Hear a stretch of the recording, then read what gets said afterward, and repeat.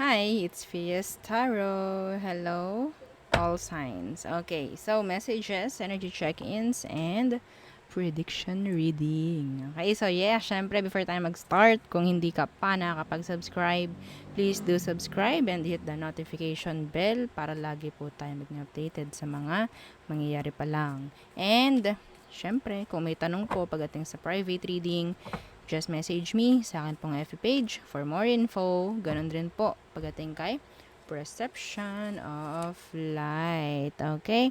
So, kung may tanong po, no, message lang kayo sa kanya and don't forget to follow.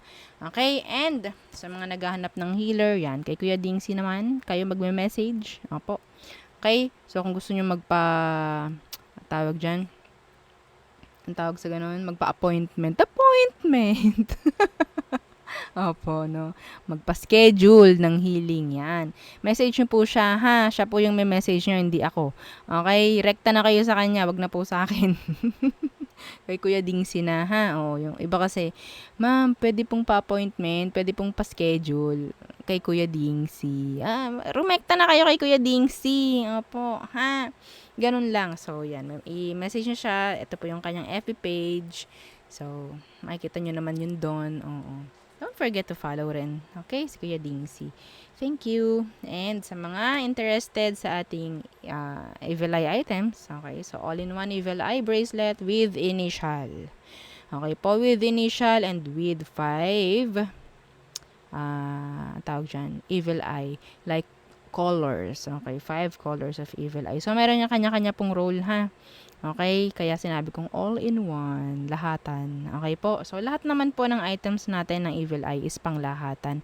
Ito lang po kasi is aking, ang tawag dyan, design. Okay, so with initial po ha, available in red and black strings, this is adjustable.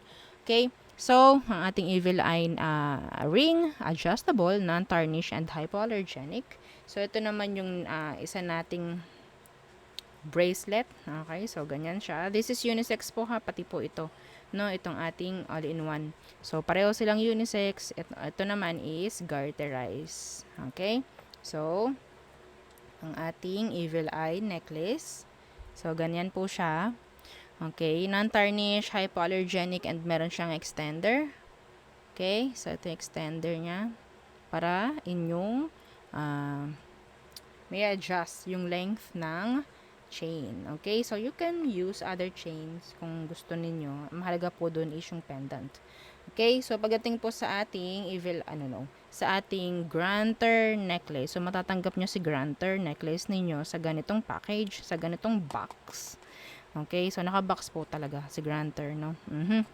Okay? So, acrylic yung kanya pong pendant.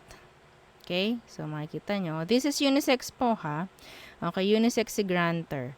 Okay, so kung lalaki ka, babae ka, kung ano man ang gender mo, yes, pwede mo siyang gamitin. Okay, so yan.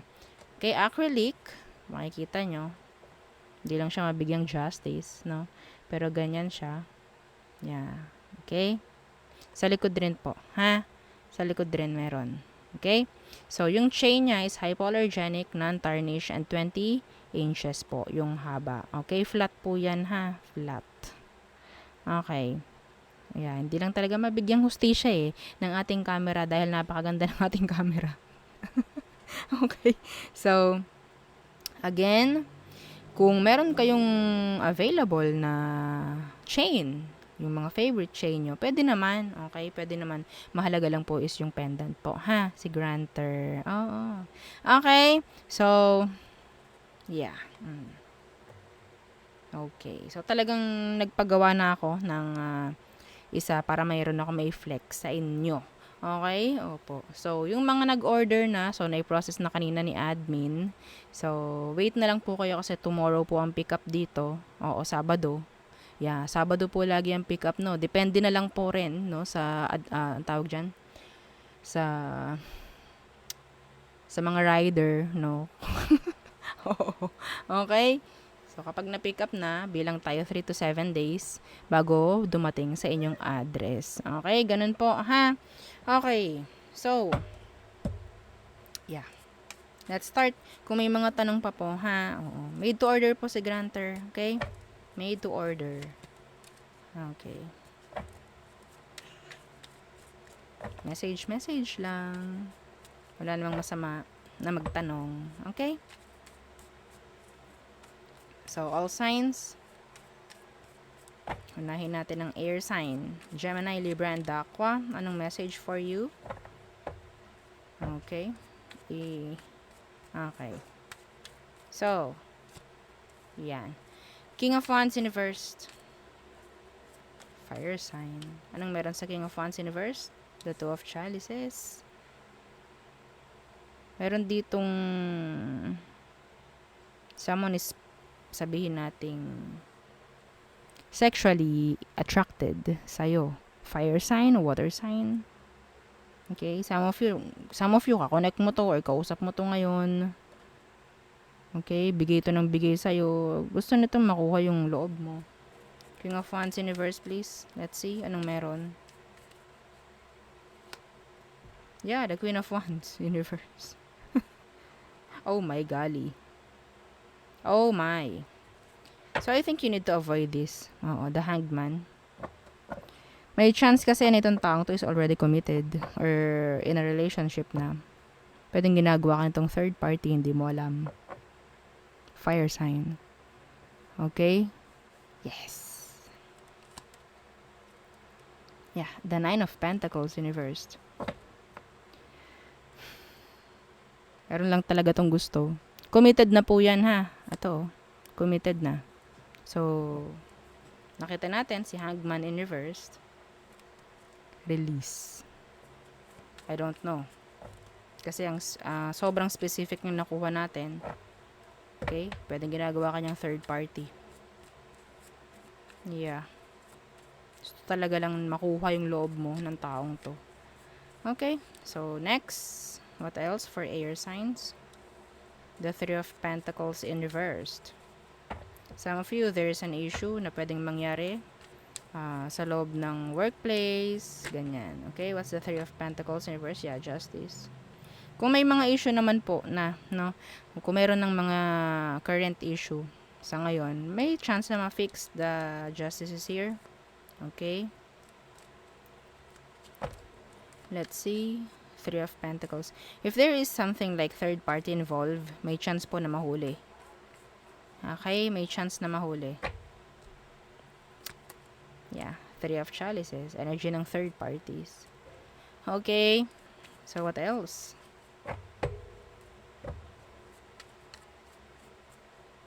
Someone is so selfish. Gusto kanya lahat. Lalo na po pagdating sa mga sa pera. Gusto kanya lahat. Yung iba rito may mga tumatakbong legal or legal issues. Okay? Napaka makasarili nitong taong to kung sino man to. What else? Air signs. Seven of Pentacles in reversed. So, what's that? The Sun. Okay. So, I'm seeing you, some of you, na pwedeng gumastos pagdating sa isang outing. Okay? Outing. The Seven of Pentacles, this is paglalabas ng pera. Okay? Yeah. The Moon. Pasensya na po sa ingay. So, the Moon. The Magician in reversed. Okay? I think this is like secret. Opo. Secret.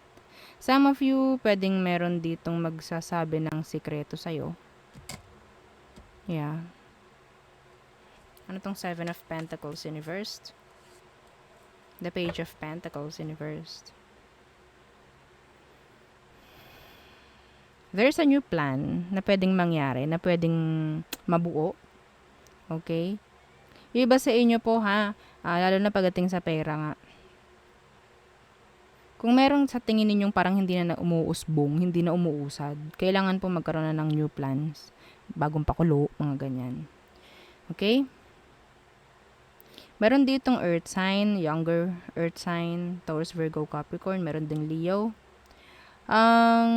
Sa tingin niya is nag-aaksaya lang siya ng oras or pwedeng ina-aksaya lang to yung oras mo. Okay? Because they just want attention. Yeah. Okay. May pagkamayabang ako nakukuha dun.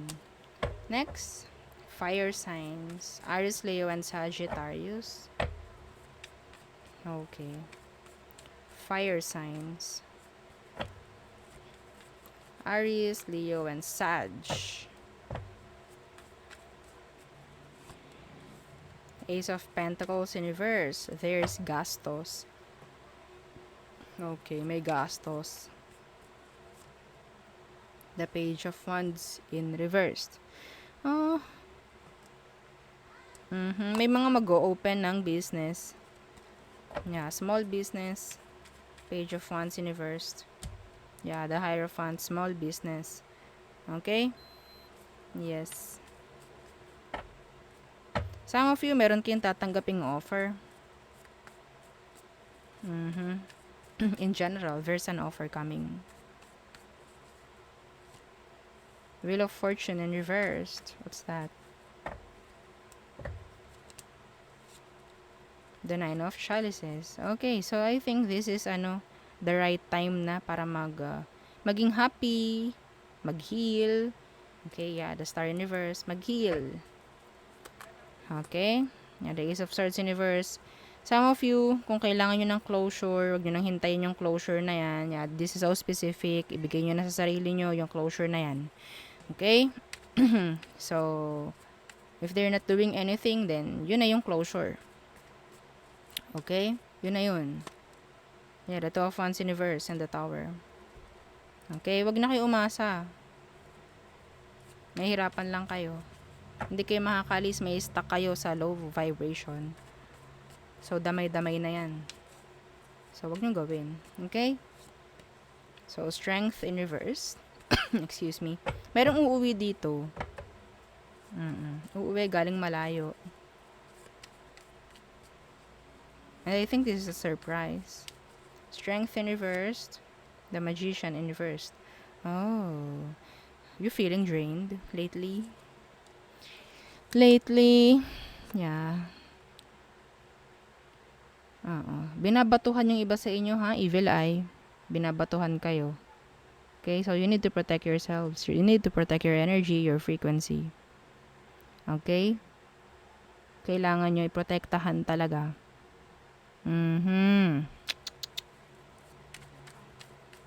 Ano tong Magician in reversed? Yeah, the Three of Wands in reverse. Mga taong tinalikuran mo or maybe mga taong walang magawa sa buhay. Mga ganyan. Okay? Meron din ditong Leo, Virgo, Gemini, ang parang gumagawa ng ritual. Mapabalik ka lang. Okay? Parang feeling mo, hindi ko naman to gusto, pero bakit ganyan? Parang gusto ko. Yes. Okay? Some of you, ginagawan po. Yeah, I'm sorry, pero nakokontrol kayo. Confused. Bakit ganyan? Ayaw ko naman na, pero bakit ganyan? Parang napipilit ako. Okay? So, be careful or protect your energies. Okay? Next. Water signs. Cancer, Scorpio, and Pisces. Messages for water signs, please. Okay. Temperance. So, ano tong Temperance? Pasensya na po ha sa ingay. Okay. Temperance, Nine of Chalices. Oh, may energy po rito na pwedeng may darating na surprise. May darating ditong something na pwedeng minanifest nyo. Okay? Hindi nyo inaasahan. Something like pwedeng patungkol sa pera. Okay? Sa pera, sa new beginning. Yeah, something like that. Okay? Some of you, yeah, this is, energy rin ng healing. Okay, yeah. The Page of Pentacles, a new beginning. New start. Clean, fresh slate. Okay. What else? Judgment. Okay, so what's that? Judgment. Death. Ang dami namang major arcana rito. So, oras na para gumawa ng decision, oras na magkaroon ng endings and new beginnings. Sinasabi rito. This is general po. Okay, I'm saying this in general. Yeah, the Hermit, another major arcana. Okay, so it's like, para kayong naglalakad sa isang madilim na daan. Okay, pero may hawak naman kayo na ilaw. Okay, so it's like, parang sabihin nating, makikita nyo naman kung anong daraanan ninyo. Pero, yeah, scary. Okay, ganun ang nakikita ko rito. So, it's like, may kailangan tapusin para may magsimula muli. Merong gagawing bago. Okay, it's like, getting out of your comfort zone. Parang ganyan. Okay?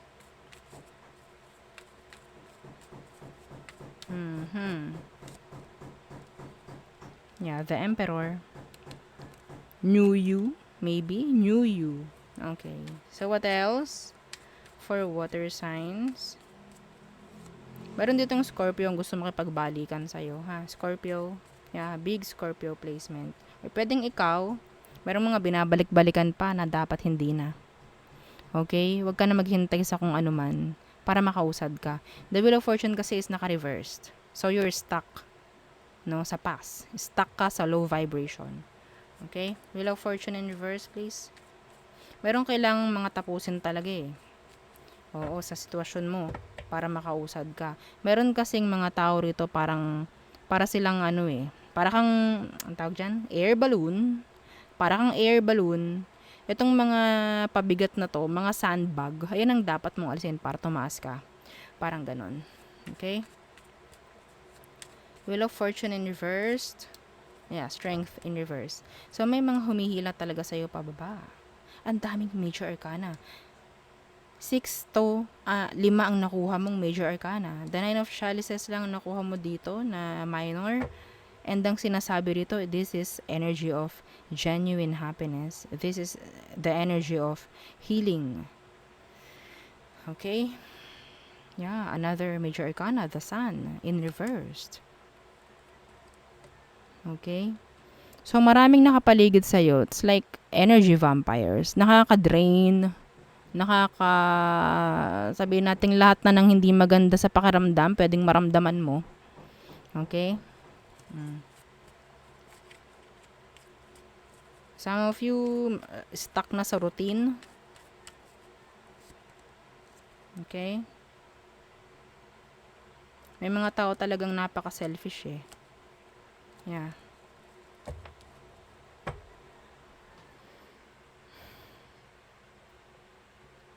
May mga taong selfish. Or pwedeng ikaw, mas pinipili mo yung sarili mo sa isang sitwasyon. So, don't be too selfish pagdating sa sarili. Okay? So, there. A lot of changes dapat mangyari na. Kaso parang napipigilan. Pwedeng depende sa'yo kung bakit. Okay, next is Earth signs. Taurus, Virgo, and Capricorn. Anong message for Earth signs? Earth signs. Okay. Emperor. Okay, so it's like energy ng getting a high status. Yeah. High status. What's with the Emperor? Two of Wands in reversed. Yeah, the Eight of Pentacles. I am seeing here evaluation pagdating sa workplace. And I think na nakakita ko ng energy ng merong ditong mare-recognize, merong mga awardan, like that. Okay? Yeah. The Five of Wands. Pwedeng talagang pinagsikapan mo yan, pinaghirapan mo. Okay? Andyan yung struggles, andyan yung challenges. Pero nakita nila na pwedeng yes, merong future si Earth sign. Okay? Parang ganyan. Okay? So, merong ibibigay na new projects. Parang ganyan. So, yeah, another challenges. Okay? What else? The Fool. Okay, so something like pwedeng sisimulan, ita-take risk. What's with the Fool? Page of Chalices. Someone wants to talaga mag-open up ng kanilang emosyon to you. What's with that? Page of Chalices. Someone younger. Woo! Woo! Oh! Okay, so commitments. There's an offer in general. Love, sa career, may mga bagong panimulang mangyayari. Ten of Pentacles, your favorite card. The Ten of Pentacles, this is abundance. Okay? This is wealth. If this is regarding relationship, this is commitments, long-term one. Okay? Merong anak, merong kasal, buo. Okay? May offer na pwedeng mangyari. May pwedeng dumating na offer sa'yo. Claim it if you want this energy. Okay? So, I think this is coming from universe, no? Okay? The judgment. Okay? Well, that's nice. Pero nandyan lang talaga yung the Fool, which means this is taking a risk. Okay? Hindi mo alam kung ano mangyayari. Hindi mo alam kung ano maging result. Yeah. Who loves challenges? Raise your hands. Okay. Next. The Seven of Chalices. Ay! Okay. Okay. The Queen of Chalices in reversed.